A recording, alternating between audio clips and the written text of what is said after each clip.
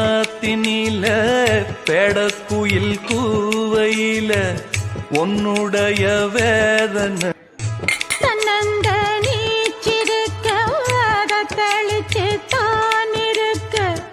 ஒன்னப்பில் நாம் பறிச்சு தாமரையே புன்னவனத்தினில பெடக்குயில் கூவையில உன்னுடைய வேதனை தன்னந்த